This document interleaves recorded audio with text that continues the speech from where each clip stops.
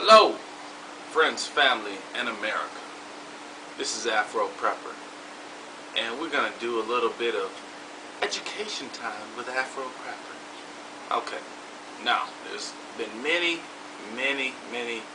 people out there who cover economic news, and do many things as far as the economy is concerned. I'm going to approach it from a different angle, though, okay? I want folks to understand that things you might watch or things you might see about, the oligarchs or the bureaucrats or the politicians or the Zionists or whatever you want to call them, which they're one and the same. I mean, it's like an octopus, it's like one big jellyfish head with 8 different arms, okay? And all of those arms have different names, but they all lead to the same place, I guess is my point, okay? But there's a documentary that I watched called Inside Job. I highly recommend everybody watch it. I'm going to cover one segment in it, and that segment is the combination of, or the conflict of interest between the folks who are the CEOs and the advisors and on the board of directors for these big companies, i.e. your Lehman Brothers, your AIGs, your Bear Stearns, your Citigroups, and all of that, okay, your Bank of Americas, your Barclays, all of these type of people, and then their what's the word? Their involvement in the education system. Okay, everybody's trying to get to the root of the problem, folks. So I'm gonna help y'all get to the root of the problem. It's Afro Prepper. I'm gonna go inside in a second. We're gonna do some filming on some segments of this, and we're gonna check it out and examine it together. If you don't agree, I don't care, and please voice why you don't agree. If you do agree, hey, share it with others. Afro Prepper, we're gonna get inside. Alright folks, we inside.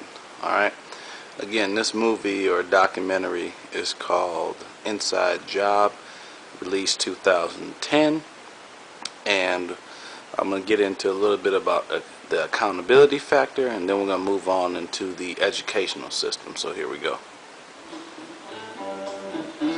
Part 4, accountability. I recommend everybody watch this. When the company did well, we did well.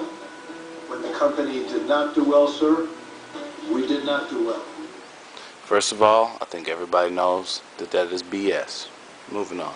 The men who destroyed their own companies and plunged the world into crisis walked away from the wreckage with their fortunes intact. The top 5 executives at Lehman Brothers made over $1 billion between 2000 and 2007. And when the firm went bankrupt, they got to keep all the money. The system worked. Here's another example. Another example of the fact that they are not talking to you as the American or you as the common folk, because they are talking about themselves. He just said the system worked. The ramifications of those actions was everybody out of jobs, out of houses, and in extreme amounts of debt. Okay? Here's Angelo Mozillo. Any sense for us to make a loan that's going to fail, because we lose. They lose, the borrower loses, the community loses, and we lose. If you notice, he's the CEO of Countrywide. If you don't know, Countrywide was responsible for doing a lot of subprime lending. They were the number one on the list of all of the written subprime loans, predatory loans on people that they knew could not afford those homes when purchased. Okay, it has the nerve to say that everybody loses if we lose. He's full of shit, folks. Countrywide CEO Angelo Mozillo made $470 million between 2003 and 2008. $140 million came from dumping his Countrywide stock in the 12 months before the company collapsed. Ultimately, I hold the board accountable when a business fails. The board is responsible for hiring and firing the CEO and overseeing big strategic decisions. The problem with board composition in America is the way boards are elected. The boards are pretty much, in many cases, picked by the CEO? The board of directors and the compensation This committee guy's a straight are clown. the two bodies best situated to determine the pay packages for executives. How do you think they've done over the past 10 years? Listen, Well, I think that if you look at those, I would give about a B. Because A B? A B, yes. Not an F. Not an F, not an F. Stan O'Neill, the CEO of Merrill Lynch, received $90 million in 2006 and 2007 alone. After driving his firm into the ground, Merrill Lynch's board of directors allowed him to resign, and he collected $161 million in severance. I don't think I need to remind you guys that we bailed these fools out in 2008. At the time, I was working for a car dealership, and as soon as I heard the Bush administration announced that they would be bailing GM and all of the banks and all of that business out, I smooth got out of the car business. Instead of being fired, Stan O'Neill is allowed to resign and takes away $151 million. That's a decision that that board of directors made at that point. And what grade do you give that decision? That's a tougher one. I don't know if I would give that one a B as well. What a douchebag. O'Neill's successor, John Thane, was paid $87 million in 2007. And in December This is just of 4 years 2008, ago. 2 months after Merrill was bailed out by U.S. taxpayers, Thane and Merrill's board handed out billions in bonuses. In March of 2008, AIG's Financial Products Division lost $11 billion. Instead of being fired, Joseph Cassano, the head of AIG FP, was kept on as a consultant for $1 million a month. $1 million a month, folks. Screwing everybody. Be quiet. And you want to make sure that the key players and the key employees within AIGFP, we retain that intellectual knowledge. I attended a very interesting... This is what got Dominique Strauss-Kahn framed and then released so that they could put their other folks into office. Okay? Here you go. Bills from the biggest banks in the U.S. And surprisingly enough, all these gentlemen were arguing we were too greedy, so we have part of responsibility, fine. And then they were turning to the treasurer, to the Secretary of the Treasury, and saying, you should regulate more, because we can avoid it. So the only way to avoid this is to have more regulation. I have spoken to many bankers about this question, including very senior ones. And this is the first time that I've ever heard anybody say that they actually wanted their compensation to be regulated. Yeah, because it was at the moment where they were afraid.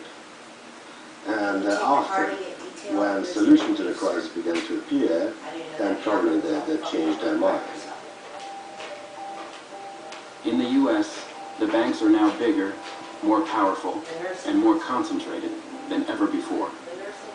There are fewer competitors. A lot of smaller banks have been taken over by big ones. JP Morgan today is even bigger than it was before. JP Morgan took over first Bear Stearns and then Barclays. Bank of America took over Countrywide and Merrill Lynch. Wells Fargo took over Wachovia. After the crisis, the financial industry, including the Financial Services Roundtable, worked harder than ever to fight reform. The financial sector employs 3,000 lobbyists, more than 5 for each member of Congress. Listen to this. The financial services industry has excessive political influence in the United States. No, I think that every person in the country is represented in Washington. And you think that all segments of American society have equal and fair access to the system? You can walk into any hearing room that you like, yes.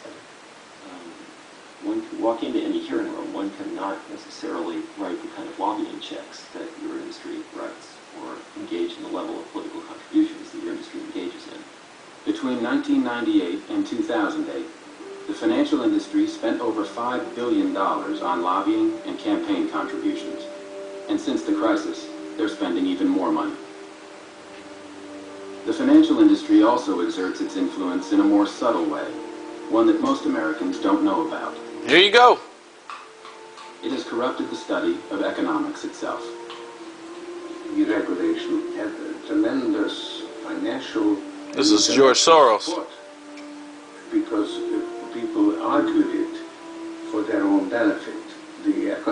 profession was the main source of that illusion.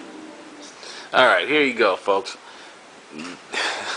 It's another example of they're telling you what they're doing. I only got about 5 minutes left. I'm going to try to get through it all. Here you go. Pay attention. Since the 1980s, academic economists have been major advocates of deregulation and played powerful roles in shaping U.S. government policy. Very few of these economic experts warned about the crisis. And even after the crisis, many of them opposed reform.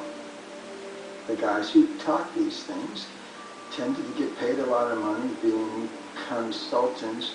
Business school professors don't live on a faculty salary. They do very, very well. Over the last decade, the financial services industry Zionists. made about $5 billion worth of political contributions in the United States. It's kind of a lot of money. Laughing at you.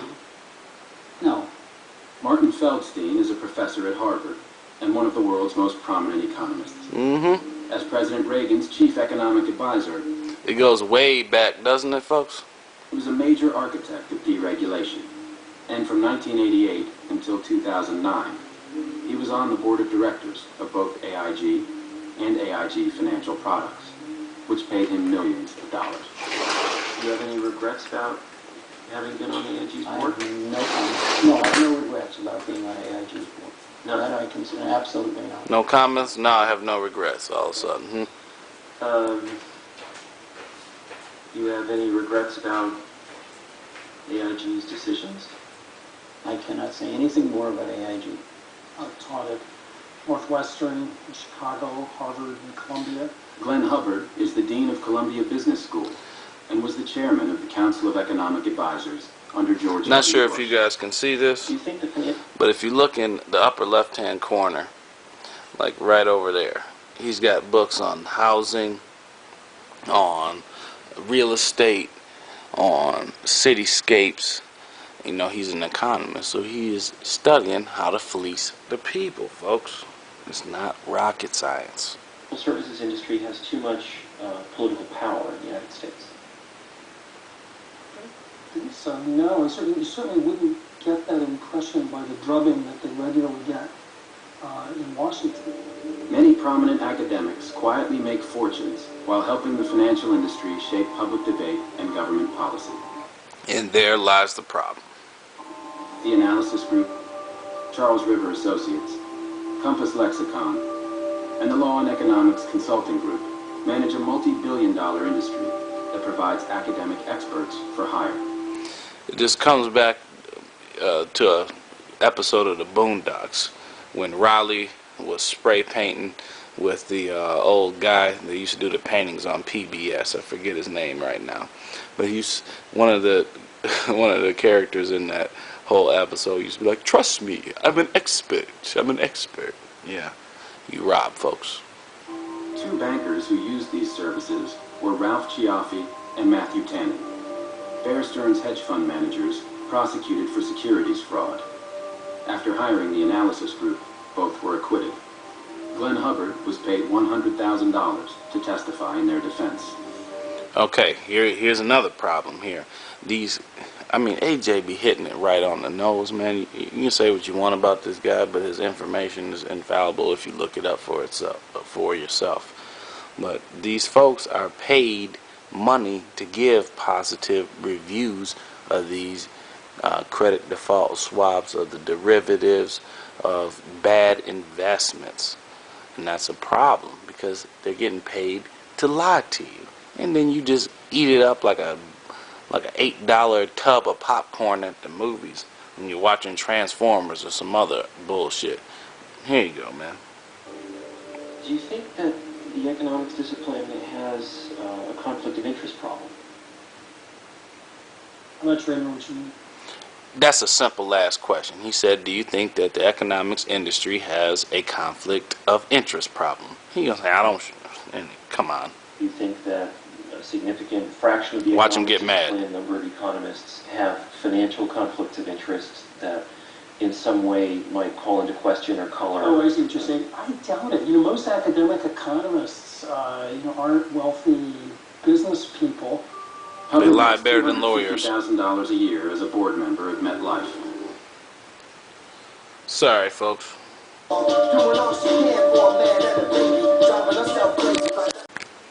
Sorry, folks. I messed up. Economists, aren't wealthy He's business lying. people. Hubbard makes $250,000 a year as a board member of MetLife, and was formerly on the board of Capmark, a major commercial mortgage lender during the bubble, which went bankrupt in 2009. He has also advised Nomura Securities, KKR Financial Corporation, and many other financial firms. Laura Tyson, who declined to be interviewed for this film, Of course she is a did. professor at the University of California, Berkeley. She was the chair of the Council of Economic Advisors. I did not have and then sex director with this of the woman. National Economic Council in the Clinton administration. Having a good old time. Shortly after leaving government, she joined the board of Morgan Stanley, which pays her $350,000 a year. Ruth Simmons, the president of Brown University. It's everybody. It ain't a white problem, it's not a black problem, it's not a Latino problem. It's Larry everyone. Summers, who as Treasury Secretary played a critical role in the deregulation of derivatives, became president of Harvard in 2001. While at Harvard, he made millions consulting to hedge funds, and millions more in speaking fees, much of it from investment banks. You see the same players over and over again, don't you? Lehman Brothers, Goldman Sachs, Bear Stearns. Look at this one, Asociación de Bancos de Mexico. Because we're fleecing them too. That's where you get Operation Fast and Furious from. It's goodness. According to his federal disclosure report, Summers' net worth is between $16.5 million and $39.5 million. Frederick Mishkin, who returned to Columbia Business School Listen after to this leaving the clown. Federal Reserve, reported on his federal disclosure report that his net worth was between $6 million and $17 million. In 2006, you co-authored a study of Iceland's financial system. Right. Iceland is also an advanced country with excellent institutions, low corruption, rule of law. The economy has already adjusted to financial liberalization, while prudential regulation and supervision is generally quite strong. Yeah, and that was the mistake. It turns out that that the prudential regulation and supervision was not strong in Iceland. And So what led you to think that it was? I think that you're going with the information you had, and generally the view was that Iceland had very good institutions. It was a very advanced country. Who told you that? What kind of research did you do? You talk to people, you have faith in the central bank, which actually did fall down on the job. That clearly this... Why do you have It's the last clip I'm showing. Well, that faith, because you go with the information you have. How much were you paid to write it? I was paid, I think the number was, it's public information. $124,000 by the Chamber of Commerce to write positive comments about them. There you have it, folks. They're the teachers, so that people don't learn real economics and can't go against them. So those folks who go to school are only brought up in their way of thinking, so nothing's ever wrong. And then on top of that, these folks are paid by the institutions that are robbing. There you go. In a nutshell. People don't believe you, tell them to look for themselves. It's been Afro Prepper, and take a look. And I'll catch you on the flip side.